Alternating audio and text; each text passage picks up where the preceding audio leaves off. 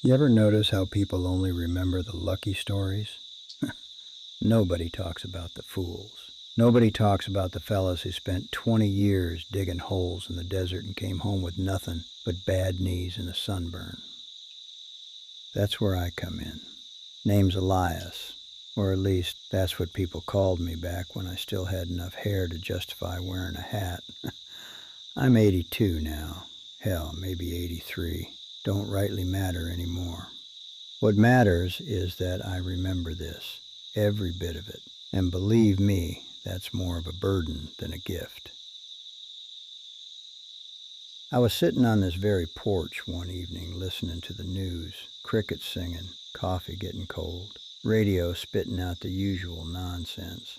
Then they started talking about Nevada, roads, hotels, tourists, more people heading into the desert looking for fortune. Made me laugh. Not because it was funny, because I'd heard that story before. Different century, same damn dream.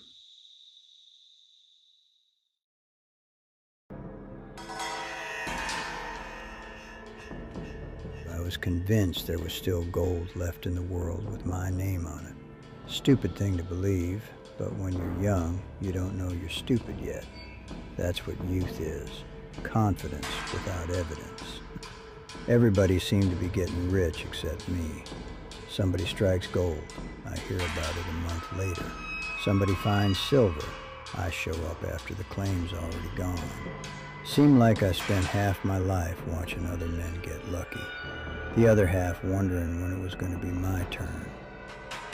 Then I heard a rumor. One last strike somewhere in southern Nevada. Nobody knew exactly where. Nobody agreed on who found it, which should have been my first clue. But I wasn't looking for clues. I was looking for gold. So me and Scout headed south. Horse had more sense than I did. Always did. A good horse will save your life. A bad one will get you killed. Scout mostly spent his days trying to stop me from doing something stupid. Unfortunately, he couldn't talk. 3 days into that desert, we crossed paths with an old Paiute fella. Didn't seem surprised to see me. Didn't seem interested, neither. Just sat there staring at the horizon like he'd been doing it his whole life. I asked him about the gold. He pointed toward a valley in the distance. Didn't say much. Just looked at me for a long while, like he was trying to decide whether I was worth warning.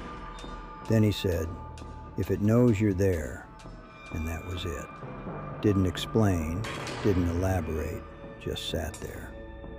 Now, maybe you're smarter than I was. Maybe that would have been enough for you. Wouldn't have been enough for me. Hell, I laughed. A valley knowing anything sounded ridiculous. Still does. But the old man didn't laugh. Matter of fact, he looked sorry for me. And that should have scared the hell out of me. The next morning I found the trail, and that's where things started getting strange. Not the kind of strange you read about in dime novels. The other kind. The kind that follows you home.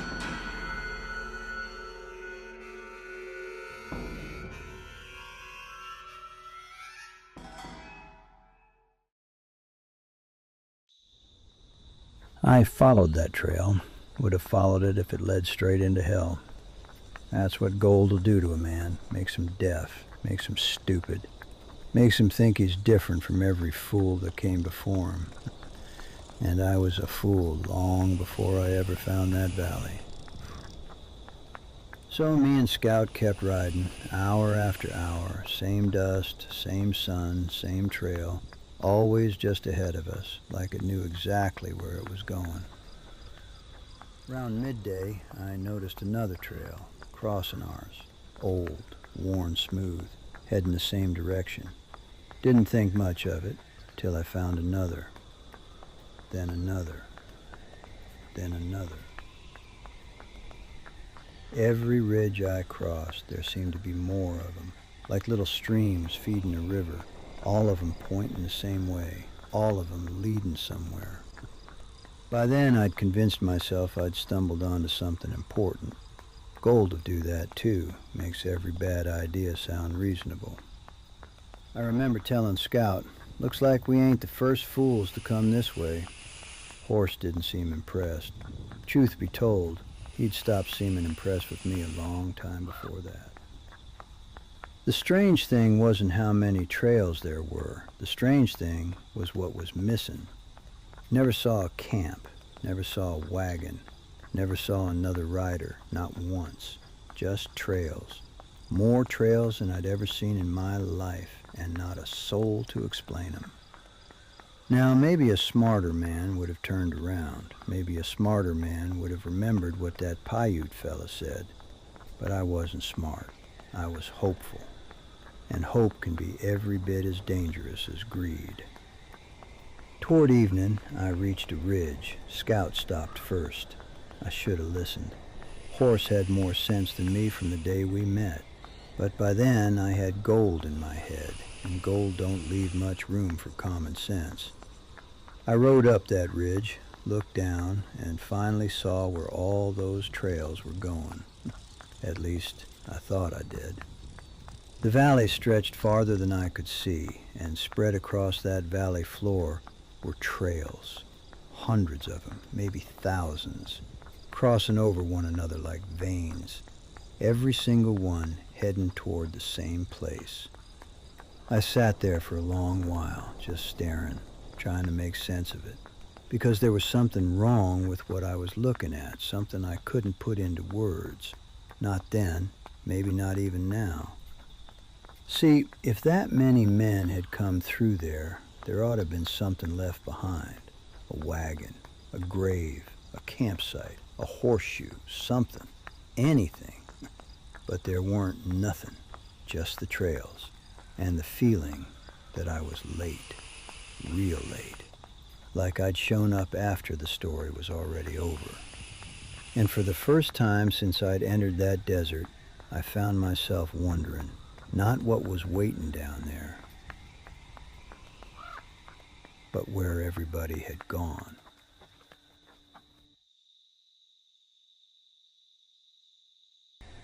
Well, I finally found the place, or what was left of it. A handful of shacks, collapsed roofs, sun-bleached lumber, the sort of settlement men build when they're convinced tomorrow's going to make them rich. Most of them are wrong. I remember feeling relieved. After all that empty country, it was nice to see proof somebody had made it out there before me. I tied Scout up near one of the buildings and started looking around. Didn't find gold, didn't find silver, didn't find much of anything. Just the leftovers.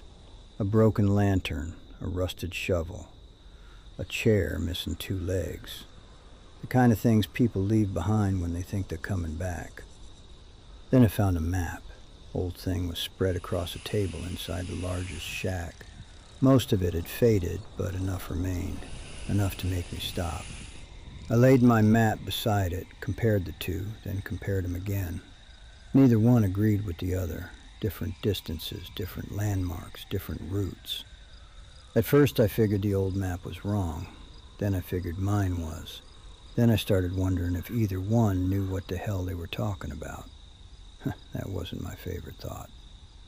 I stepped outside and looked around. Same rocks, same sky, same desert. Only now it felt different. Not dangerous, just unfamiliar. Like I'd walked into somebody else's memory. That's when I noticed the graves. 6 of them behind the settlement. Old wooden markers, most too weathered to read. Men who came out here chasing fortunes and found something else instead. I stood there for a while, counting. 1, 2, 3, 4, 5, 6. Then I noticed the 7th, or rather, the place where a 7th ought to been. There was room for it. The ground had been cleared. The space was there, but there wasn't no marker, no name, no grave, just an empty patch of earth waiting for somebody. I remember staring at it longer than I care to admit. Couldn't tell you why. Maybe it was nothing. Probably was. A man alone in the desert starts assigning importance to things. That's just human nature. So I left it alone. Should have left a few other things alone, too. By then the sun was dropping. Scout wasn't eating much. Wouldn't touch half the feed I'd put down. Horse kept looking toward the dark, not at me, not at the settlement, past it, like he was listening for something. I checked my canteen, didn't like what I saw. Checked it again, liked it even less. Funny thing about bad luck.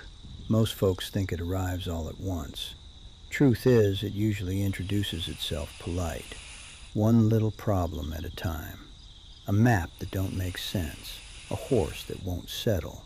A settlement with nobody in it. An empty grave. By themselves, they don't seem like much. Put them together, and they start feeling like a warning. The trouble was, I didn't come all that way to listen to warnings.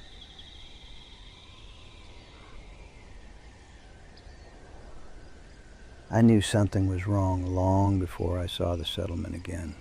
Didn't want to admit it, but I knew. The desert had started repeating itself. A dead tree, a split boulder, an old survey stake. Hours later, there they'd be again. Same tree, same rock, same stake. Like I'd never passed them at all. At first I blamed myself, thought maybe I'd taken a wrong turn. Then I blamed the heat, then the map, then pure bad luck. By the end, I was running out of things to blame.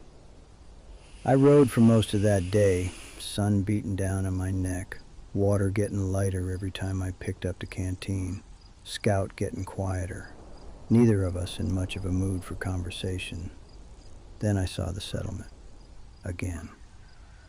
Same roof, same porch, same buildings, same silence. I remember sitting there staring at it, trying to make sense of what I was looking at. Couldn't. Scout stopped walking, wouldn't take another step. Horse planted his feet, like he'd reached the end of his patience. Truth be told, so had I. I climbed down, walked into town alone. Didn't bother with the shack, didn't bother with the map. Went straight for the graves. I don't know why. Maybe part of me already knew. Maybe I just wanted proof I wasn't crazy. There were 7. 7. I counted them twice, then a third time. The empty plot was gone. In its place stood a fresh marker. New wood, no name, no date, no explanation. Just standing there, waiting. I walked around it, looked for tracks, looked for disturbed dirt, looked for anything. Found nothing. Not a damn thing. That's when the anger hit. Not fear, anger. Because fear would have meant accepting what I was seeing, and I wasn't ready for that. Not yet. I stood there arguing with myself for near an hour. Maybe I'd counted wrong. Maybe I'd missed it. Maybe the heat had cooked my brain. Maybe. Problem was, I didn't believe any of it. I looked back at Scout. Horse wasn't watching the graves, wasn't watching the settlement, wasn't watching me. He was looking out toward the desert. Same direction he'd been looking since we'd arrived. Like he wanted no part of that place. That's when I remembered the Paiute, the one who warned me before I took the shortcut. For the longest time, I thought he was talking to me. But standing there beside that 7th grave, I started wondering. Every time that old fella spoke, his eyes drifted towards Scout. Not me, Scout. Back then, I didn't think much of it. Now I couldn't stop thinking about it. Whole trip I'd been trusting rumors, maps, trails, stories. Scout never trusted any of it. Horse didn't care about gold, didn't care about fortune, didn't care about being late to the biggest strike in Nevada. All he cared about was water, shade, and getting home alive. I stood there looking at that grave, then I looked at the settlement, then I looked at Scout. And for the first time since I'd started that journey, I stopped chasing gold. I untied the horse and decided to follow him instead.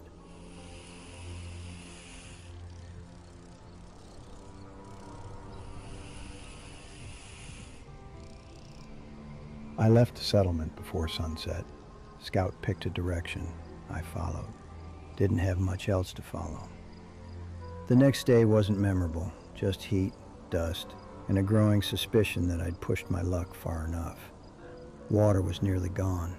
I saw a pond once. Turned out to be a mirage. After that, I stopped looking for signs, stopped looking for gold, stopped looking for answers.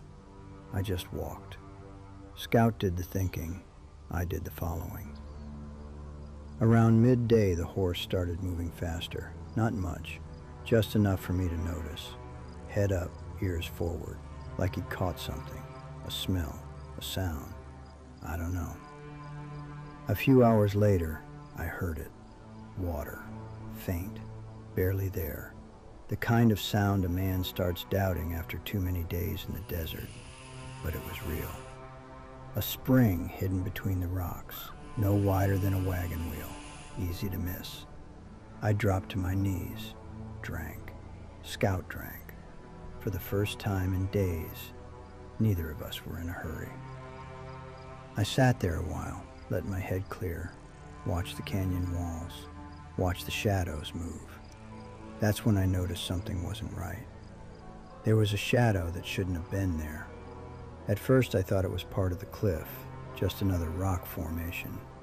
Nevada's full of strange rocks. Didn't think much of it. Then I realized I couldn't tell where the cliff ended and that thing began.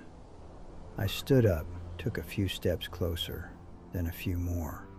The shape started changing, not moving, just becoming something else, something my brain hadn't figured out yet.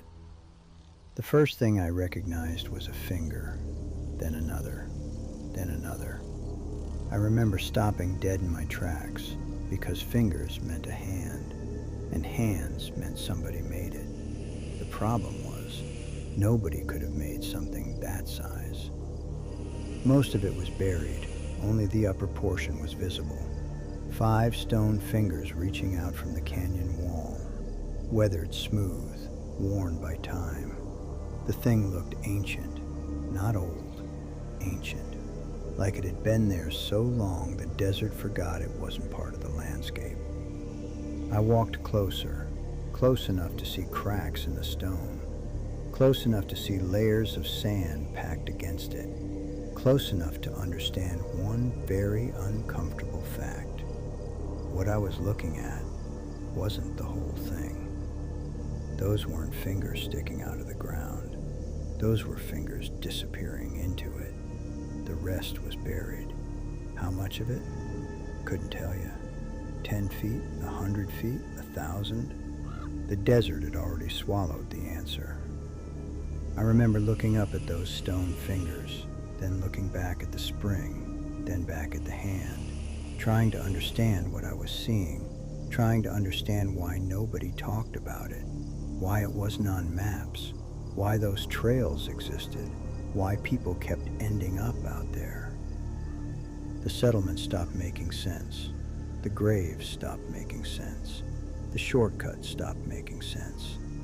Everything I'd been chasing suddenly felt small, like I'd spent days looking at footprints without noticing what made them. Standing there, I got the strangest feeling. Not fear, not exactly. More like the feeling you get when you realize you've walked into the middle of a story that started long before you arrived.